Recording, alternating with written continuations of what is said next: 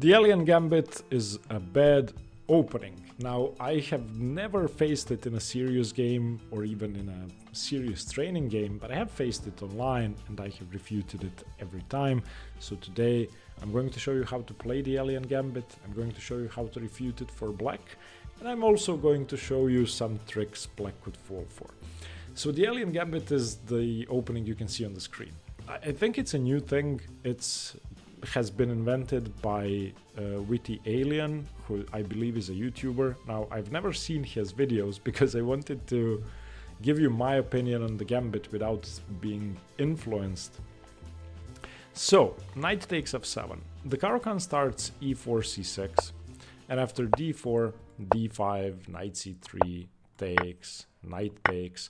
Black's, well, one of black's most common moves is knight f6, going for the main lines after knight takes and either e takes or g takes.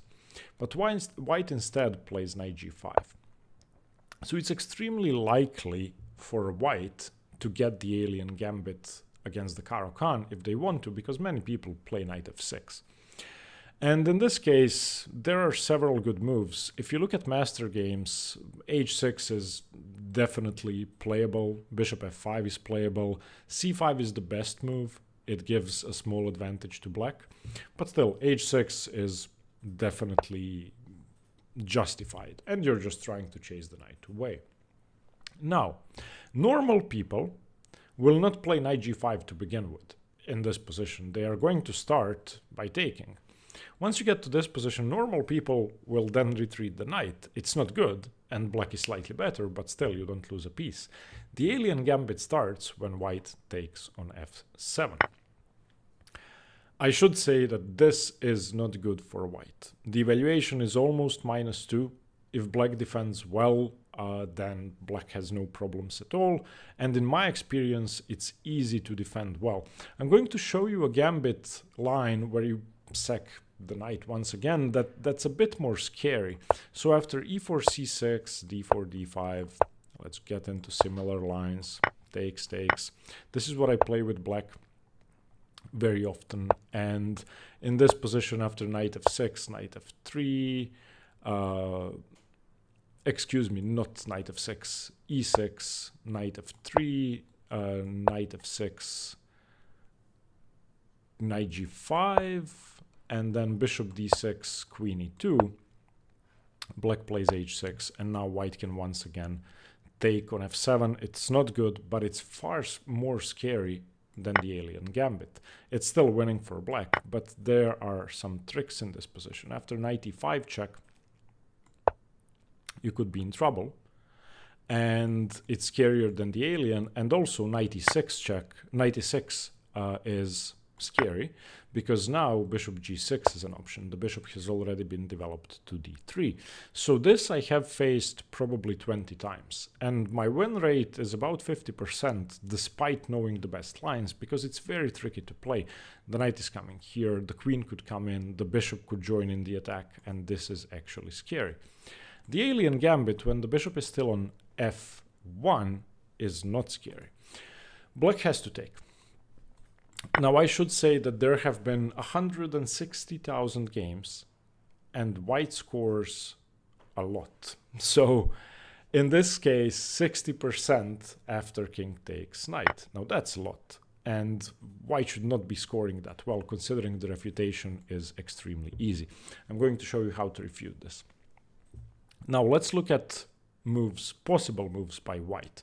There are two moves that make perfect sense, knight f3 and bishop c4 check. Those are also the best engine moves, albeit losing for white still, but best engine moves. The first move we have to look at is bishop d3. Now, don't play this as white, it's just no good, because you want the bishop on c4, putting pressure on the e6 square and trying to misplace the king, provoking either e6 or bishop e6. If you play bishop d3, you're playing for tricks.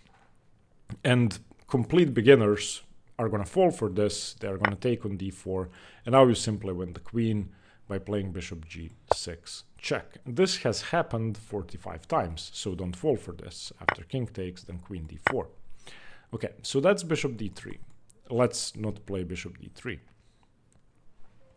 Another move we kind of have to look at, I think, is just doing nothing, playing g3. This has been played. It's obviously too slow.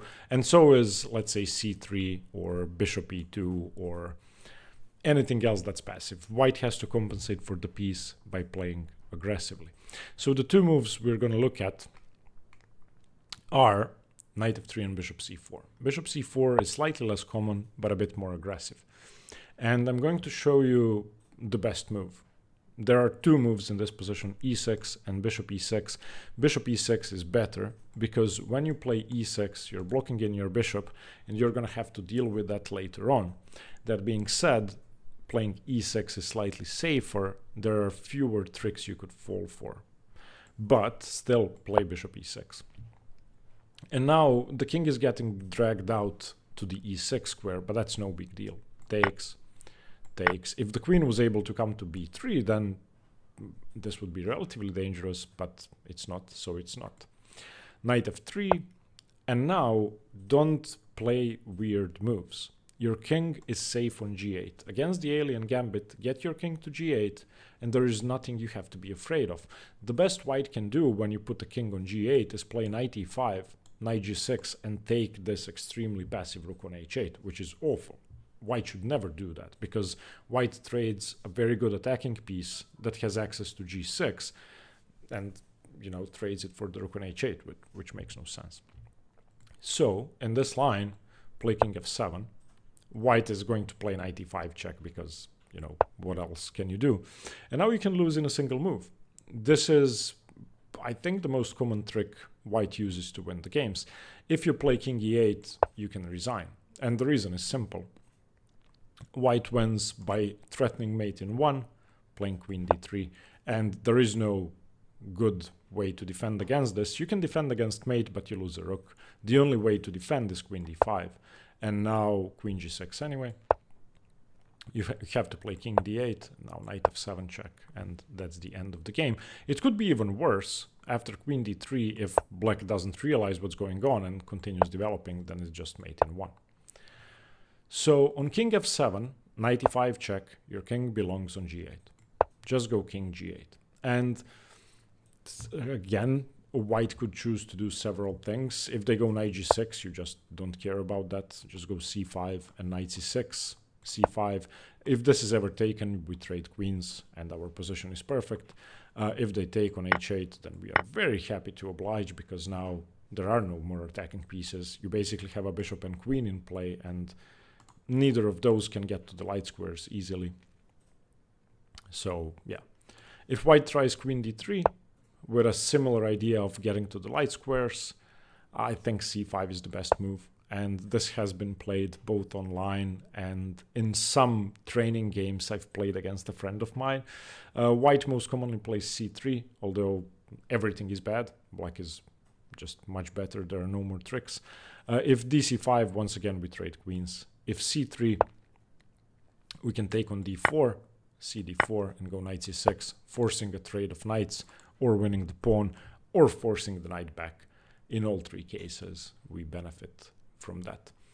Now, that being said, on bishop c4, e6 is also a playable move, and bishop e6 is not the only move. As I said, bishop e6 is better, but e6 is slightly safer. And if you want to play the Alien Gambit as white, you are going to win some games, and you should know both moves. On e6, white should once again continue knight f3. And now we have to prevent knight e5. Since we have moved our e-pawn, we can do that very elegantly with bishop d6.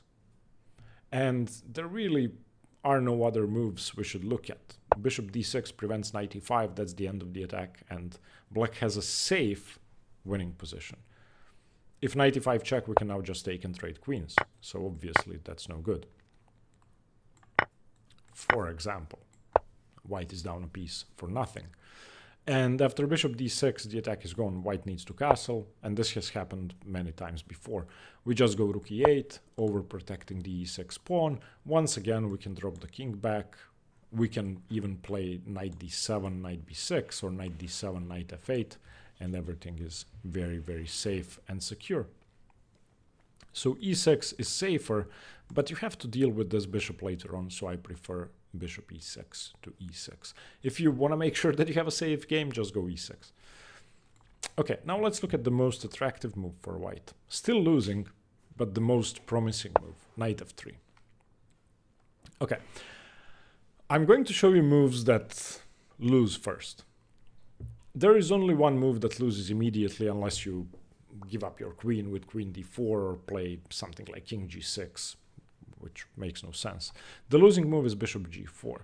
And if you've seen my video on the von Henning Gambit yesterday, this is a pattern we see frequently in the Caro-Kann when there's a king on f7, knight e5, winning because you take the bishop, it's a double attack, and the game is over. King g8, knight g4, and white is winning.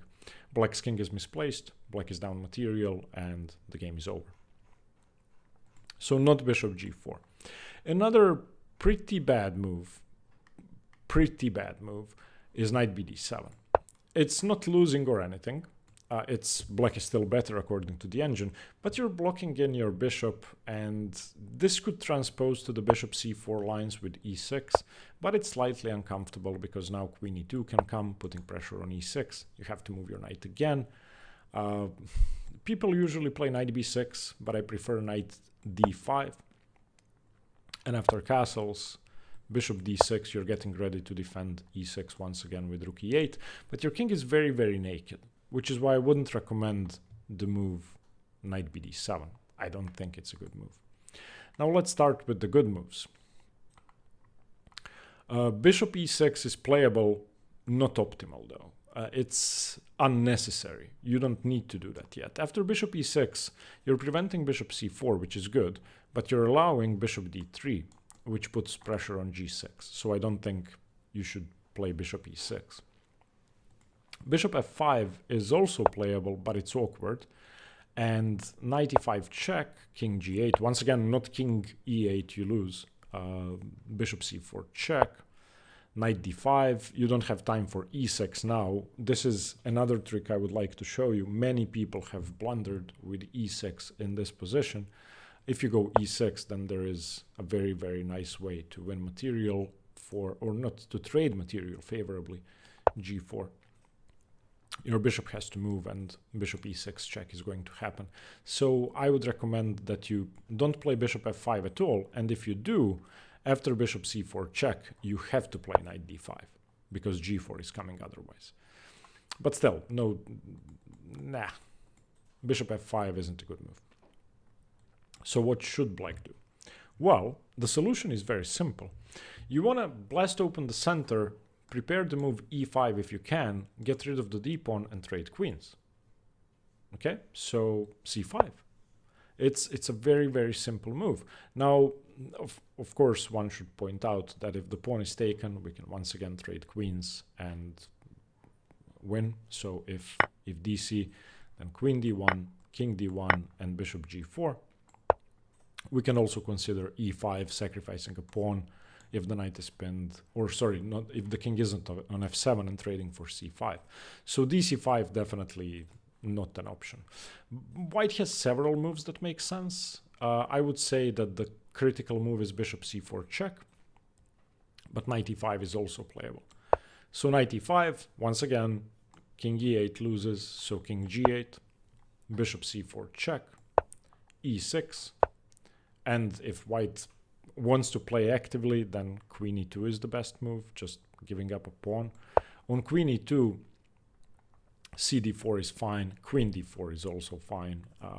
After cd4, if you turn on the lichess database, most people play knight g6, which doesn't really do anything. We can just go queen e8, defending the e-pawn. And again, the engine actually prefers knight takes f8 to knight takes h8, but most people take the rook and lose. It's just, you have no more attacking pieces, and I'm playing e5 next. This has happened several times, just e5, and I can also go knight c6. So yeah, not good. So the best move on c5 is bishop c4. And now we shouldn't go bishop e6. It's not losing or anything, but white is significantly better. well, it is losing actually. Knight e5 just picks up the bishop, so yeah, don't do that. It is losing. So e6. Once again, queen e2, and now once again cd4. We have transposed to the same position. Knight e5 check. Again, king g8, not king e8. I don't know. There are many moves white could try here. People have played knight g6 most commonly. Some people have castled. Some people have gone bishop d2. In any case, there is nothing here. Knight c6 is coming, and we are trading off the knights, or I'm chasing your knight back, or you're going to g6 and trading for one of these two pieces. So the Alien Gambit, I mean, I really don't know why it's a thing at all. It's not that it's a scary gambit like the ones I showed you in the Carp of Caro-Kann. It's not scary at all. There just aren't enough pieces developed. So I've decided to cover it in the Gambit series because people play it frequently and because I faced it. So I had to do it, but no good. So once again, take on f7. If white goes knight f3, play c5. There is no good response to this. You have time for this.